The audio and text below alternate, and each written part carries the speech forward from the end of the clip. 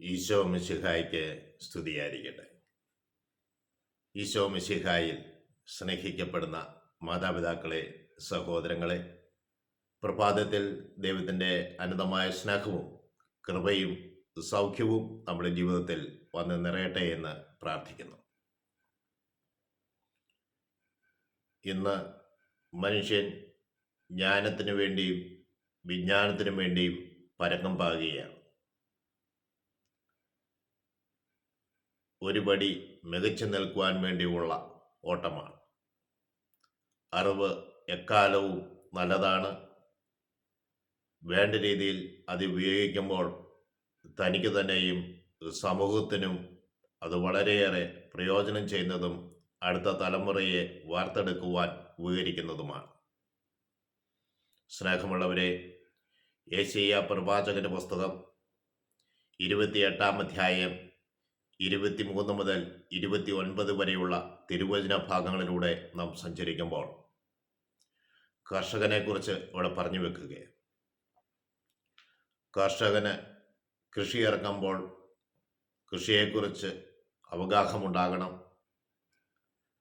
അതിനുവേണ്ടി സാധാരണ രീതിയിൽ ചെയ്യുക, നമ്മൾ കൃഷിയെക്കുറിച്ച് കേൾക്കും, വായിക്കും, അറിവുള്ളവരോട് നമ്മൾ ചോദിക്കും, അവർ പറയുന്നത് വളരെ ശ്രദ്ധാപൂർവം ശ്രവിക്കും. അങ്ങനെ നമ്മൾ കൃഷി ഇറക്കും. ഞാൻ എൻ്റെ ഒരു സുഹൃത്ത് എന്നോട് പറഞ്ഞ ഒരു സംഭവം ഞാൻ ഓർക്കുകയാണ്. അദ്ദേഹത്തിൻ്റെ പേര് നോബിൾ എന്നാണ്. അദ്ദേഹം ജാതി കൃഷിയിൽ വളരെയേറെ അറിവുള്ള വ്യക്തിയാണ്. അദ്ദേഹത്തിന് ജാതിയുടെ കൃഷിത്തോട്ടമുണ്ട്. അദ്ദേഹവും തൻ്റെ ഭാര്യയും കൂടി കൃഷി സ്ഥലം ഒരുക്കി നല്ല രീതിയിൽ കൃഷി ചെയ്ത് അവർക്ക് വേണ്ടുന്നതെല്ലാം ദൈവം കൊടുത്തുകൊണ്ടിരിക്കുകയാണ്. അദ്ദേഹം എന്നോട്, ഈ ശുശ്രൂഷകനോട് അല്ലെങ്കിൽ ദൈവഭക്തനോട് ചോദിച്ചു, ഓരോ ജാതിയെക്കുറിച്ചും അദ്ദേഹത്തിന് ഒരുമാതിരി അവഗാഹമുണ്ട്.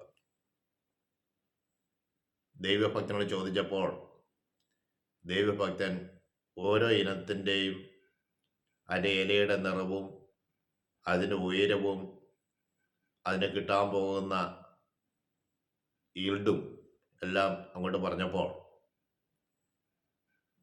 നോബിൾ എന്ന് പറയുന്ന സുഹൃത്തിന് വലിയ വിസ്മയമായി. ജാതി കൃഷി ഇല്ലാത്ത, അതിനെക്കുറിച്ച് വ്യക്തമായ ധാരണകളും ഒന്നുമില്ലാത്ത ഈ ഭക്തൻ ഇതെങ്ങനെ ഇപ്രകാരം അറിയുന്നുണ്ട്? സഹോദരങ്ങളെ, യെശയ്യാ പ്രവാചകന്റെ പുസ്തകം 28-ാം അധ്യായം 20 മുതൽ 29 വരെയുള്ള തിരുവചനങ്ങൾ നാം ഒന്ന് വായിക്കണം. അവിടെ എങ്ങനെയാണ് പറയുന്നത്? നീ ശ്രവിക്കുവാൻ വേണ്ടി നിന്റെ കാതുകൾ എനിക്ക് വേണ്ടി തുറന്നു തരിക. ഞാൻ പറയുന്നത് ശ്രവിക്കുവാൻ നിന്റെ അടുത്ത് വരണം. നിന്റെ കാതുകൾ നീ എനിക്ക് വേണ്ടി തുറന്നു തരണം. എന്നിട്ട് ചോദിക്കുകയാണ്,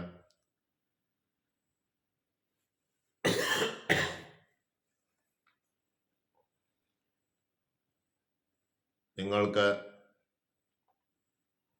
കൃഷി ഇറക്കാൻ വേണ്ടുന്ന ഉദ്ദേശം പറഞ്ഞു വെക്കുകയാണ്. എന്നിട്ട് പറയുകയാണ്, നിലം ഉഴുന്നവൻ എപ്പോഴും നിലം ഉഴുതുകൊണ്ടിരിക്കുകയാണോ?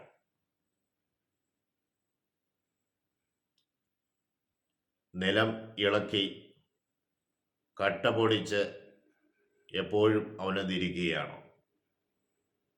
അവൻ നിലം ഉഴുത് നിലം ഒരുക്കി കട്ട പൊടിച്ചു കഴിയുമ്പോൾ അവൻ വിതയ്ക്കുവാൻ വേണ്ടി ഒരുങ്ങും.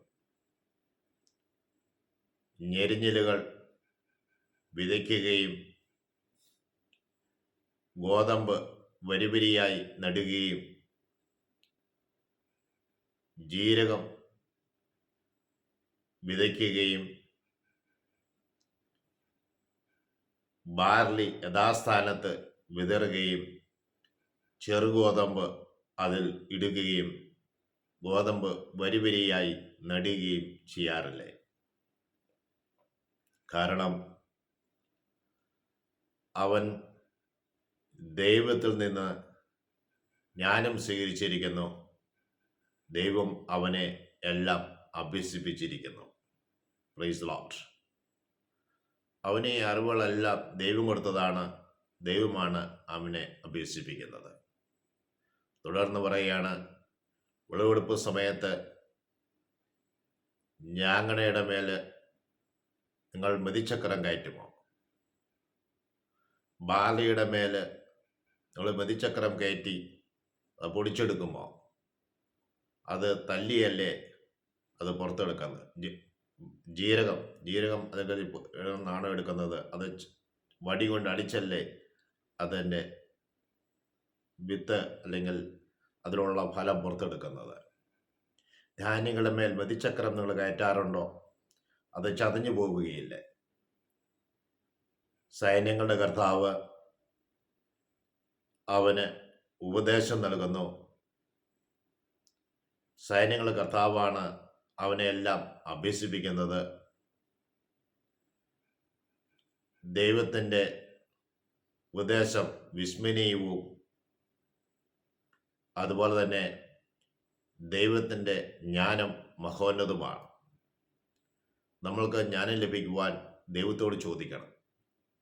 ദൈവം നമ്മൾക്ക് ജ്ഞാനം നൽകും. സോളമൻ രാജാവ് ജനത്തെ നയിക്കുവാൻ വേണ്ടി ദൈവത്തോട് ചോദിച്ചത് ജ്ഞാനം തരണമേ എന്നാണ്.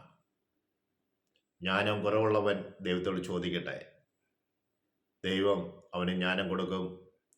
ദൈവത്തിൻ്റെ ഉപദേശം വിസ്മരണീയമാണ്. അവിടുത്തെ ജ്ഞാനം മഹോന്നതവുമാണ്. ദൈവം എല്ലാം നിന്നെ അഭ്യസിപ്പിക്കും. Praise Lord. ഈ പ്രഭാതത്തിൽ നമുക്കറിവില്ലാത്ത കാര്യങ്ങളിൽ ദൈവത്തോട് ആലോചന ചോദിക്കാം. മനുഷ്യനിൽ ആശ്രയിക്കുന്നതിനേക്കാൾ നല്ലത് ദൈവത്തിൽ ആശ്രയിക്കുന്നതാണ്. എന്നെ ശ്രവിച്ച ഏവരുടെ മേലും ദൈവത്തിന് ജ്ഞാനം കൊണ്ട് നിറയുവാനും ഓരോരുത്തരും ഏറ്റെടുത്തിരിക്കുന്ന ജോലികളിൽ അതിൻ്റെ പൂർണ്ണതയിൽ ചെയ്തു തീർക്കുവാനുള്ള അറിവും ജ്ഞാനവും ലഭിക്കുവാൻ ഇടവരുത്തണമേ എന്ന് പ്രാർത്ഥിക്കുന്നു. കുട്ടികളുടെ പരീക്ഷ അടുത്തുകൊണ്ടിരിക്കുന്നു. SLC പരീക്ഷ CBSE എക്സാം എഴുതുന്ന SLC കുട്ടികളുടെ പരീക്ഷ അടുത്തുകൊണ്ടിരിക്കുകയാണ്. ആ കുട്ടികൾക്ക് ഭയം മാറി ജ്ഞാനവും വിവേകവും അറിവും നൽകി മക്കളെ അനുഗ്രഹിക്കണമെന്ന് പ്രത്യേകം പ്രാർത്ഥിക്കുന്നു. ശ്രവിച്ചുകൊണ്ടിരിക്കുന്ന ഏവരുടെ മേലും പരിശുദ്ധാത്മാവിൻ്റെ അഭിഷേകം വന്ന് നിറയട്ടെ എന്ന് പ്രാർത്ഥിക്കുന്നു. ഞങ്ങളുടെ ആശ്രയ മാതാവേ, എല്ലാ മക്കൾക്കും വേണ്ടി പ്രത്യേകമായി മധ്യസ്ഥം വഹിക്കണമേ. പിതാവിനും പുത്രനും പരിശുദ്ധാത്മാവിനും സ്തുതി. ഈശോ മിശിഹായിക്ക് സ്തുതിയായിരിക്കും.